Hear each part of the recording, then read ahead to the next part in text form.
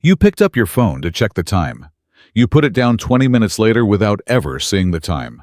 You have done that today, probably more than once. You opened the laptop to do one specific thing, and an hour later, you were somewhere completely unrelated, with no memory of how you got there. You read the same paragraph 3 times, and still could not tell anyone what it said. Your problem is not discipline. You have discipline. You have held down jobs, kept promises, done hard things. Your problem is that your attention has been taken from you, deliberately, by people who profit from having it.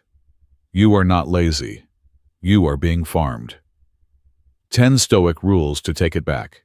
And the 8th one is where most people find out what has actually been stealing their focus. And it is not the phone. You picked up your phone to check the time. You put it down 20 minutes later without ever seeing the time. You have done that today, probably more than once. You opened the laptop to do one specific thing, and an hour later, you were somewhere completely unrelated, with no memory of how you got there. You read the same paragraph 3 times, and still could not tell anyone what it said. Your problem is not discipline.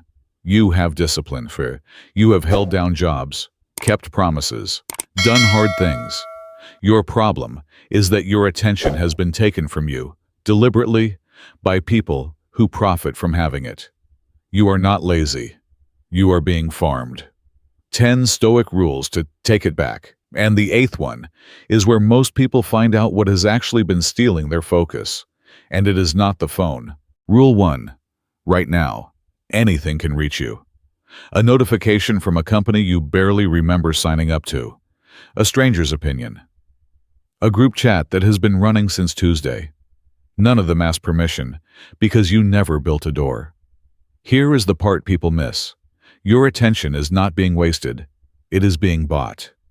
There are companies whose entire valuation depends on how many seconds of your day they can extract. You are not losing a battle against your own willpower. You are losing a battle against professionals. So the rule, one question before anything gets in. Does this help me become who I said I would be? If no, the gate stays shut. Concretely, tonight, turn off every notification except calls and messages from actual humans. Not fewer. Every single one. If you don't decide what reaches you, someone with a budget will. A closed gate stops new noise. It does nothing about the noise already inside. Rule 2. You have been trying to focus by adding a new app, a new system, a new morning routine. But a sculptor does not create by adding clay. He creates by removing everything that is not the statue. Look honestly at what you are carrying. The commitments you said yes to out of politeness. The group chat that has never once made your life better. The 5 projects you are keeping alive at 10% each, because closing one feels like failure. None of these steal hours. They steal something worse. They steal your capacity to think about anything deeply. Marcus Aurelius wrote the shortest productivity advice ever recorded. If you seek tranquility, do less. Then he corrected himself in the same line. Do what's essential. So tonight, write 3 columns. What weakens me? Who weakens me? Where does my energy leak? Then remove exactly 1 item this week. Not all of them. 1. Subtraction that is too aggressive gets reversed by Friday. Now you have space. And the first thing most people do with space is fill it with 3 things at once. Rule 3. Watch yourself. Work for 10 minutes. You start the document. You switch to the browser to check one thing. You see the email tab. You answer it. You go back to the document and you have to reread the last paragraph to remember where you were. That rereading is the cost, and you pay it 40 times a day. Seneca wrote it in 4 words. To be everywhere is to be nowhere. He was describing men who read a little of many books and finished none. He would recognize your browser instantly. The rule is 1 arrow. 1 task, 1 window, 1 target until it is done, or until a timer ends. And the specific version. Pick your hardest task, set 25 minutes. Put the phone in a different room.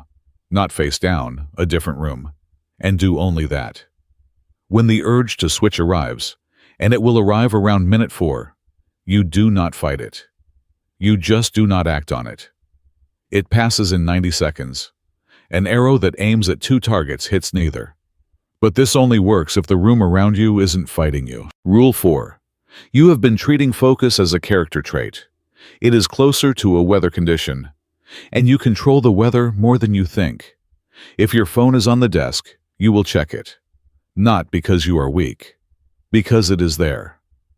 Epictetus taught that the fastest way to improve is to keep company with people who call out your best. Extend that past people.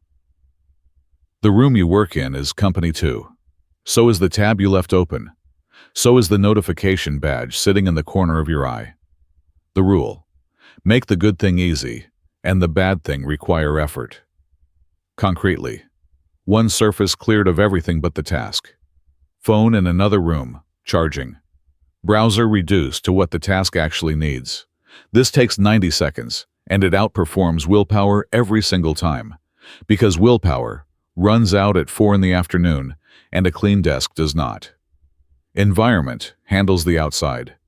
Rule 5 is training for the inside, and it is the one people skip because it looks like doing nothing. Rule 5. Try this and notice what happens. Sit for 5 minutes with no phone, no music, no input.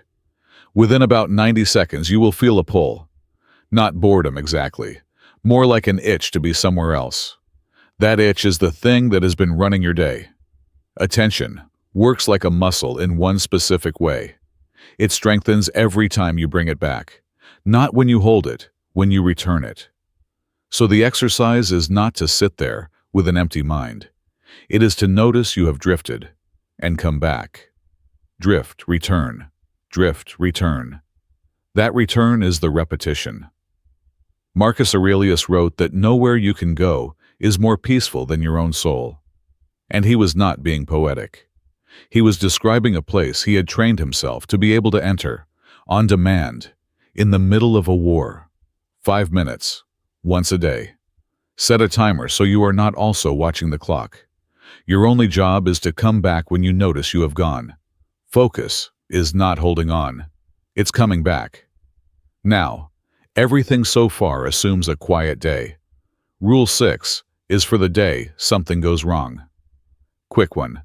If you have ever picked up your phone to check the time and put it down without ever seeing the time, type time in the comments just so you can see how many people are running the same loop. Rule 6. Something will go wrong this week. A message that lands badly, a setback, someone's comment that sits in your chest. And here is what actually happens next. You do not stop working. You sit at the desk for 3 hours and get 40 minutes done, because the other 2 hours and 20 minutes are being spent on an argument in your head. That is where your focus actually goes, not to TikTok, to rumination. Marcus Aurelius wrote the line everyone quotes and almost nobody uses. The impediment to action advances action. What stands in the way becomes the way. The practical version is a single question, asked out loud when the frustration hits. What does this make possible that wasn't possible before? Sometimes the honest answer is nothing. But asking converts the energy from a loop into a decision, and a decision ends. A loop does not. Rule 7 is what keeps all of this alive when motivation disappears. And it will disappear around day 4. Rule 7. Notice how you decide what to work on.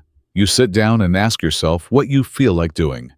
Then you start with the small, easy task to warm up. And the warm-up eats the morning, and the hard thing gets pushed to a tomorrow that is already full. Epictetus gave the sequence. First, say to yourself what you would be. Then do what you have to do. Identity, then action. Never the other way round. The rule is that focus should not require a decision. Same time, same place, same first task. Decided once, in advance, so that at 9 in the morning there is nothing to negotiate. The Stoics called this ascesis, training. Not intensity, repetition, until the thing stops needing willpower and becomes simply what you do. So pick one slot, 1 hour, same time daily, hardest task first, and protect it like an appointment with someone you're afraid of disappointing. Now, the rule this whole video was built toward. Because there is one distraction that follows you into every clean room, every silent hour, every perfect schedule. Rule 8. Turn off every notification, clear the desk, sit in a silent room, and there is still a voice running. This is going badly. You should have started earlier. Everyone else is further ahead. You're going to look stupid when this is finished. That is where your focus is going. Not to distraction, to commentary. You are trying to do the work and narrate a review of yourself at the same time, and one of those two jobs is going to lose. You can do the work, or you can grade it. Not both. Epictetus, men are disturbed not by things, but by the opinions they form about things. He meant it about insults and misfortune. It applies exactly the same to a blank page.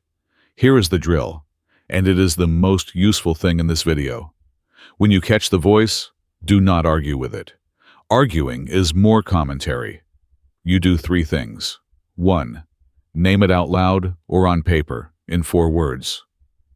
I'm rating myself again. Naming converts a mood into an object. 2. Convert the sentence into a task. This is going badly. Becomes what is the next sentence? A judgment turned into an instruction. 3. Return to the work without resolving the feeling. You do not need to feel confident. You need to type the next line. Marcus Aurelius wrote his meditations for exactly this. Not for us, and not because he had mastered his mind. Because he had not. And every night he wrote his own commentary down to stop it running unchecked. 2 rules left, both short, both physical. Rule 9. Some days it is not psychological at all. You slept 5 hours. You ate nothing until 2. You have been in a chair since morning. And then you sit there wondering why your mind won't hold a thought and calling it a discipline problem.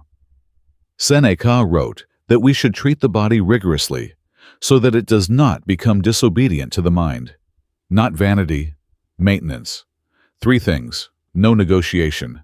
Sleep at a fixed hour, the same hour, which matters more than the total. Move for 20 minutes daily, outdoors if possible. Eat before noon, protein first. None of this is a fitness plan. It is the minimum condition under which a brain works. Do these and half of what you call a focus problem disappears without you addressing focus at all. 1 rule left, the one that decides whether any of this survives past this week. Rule 10.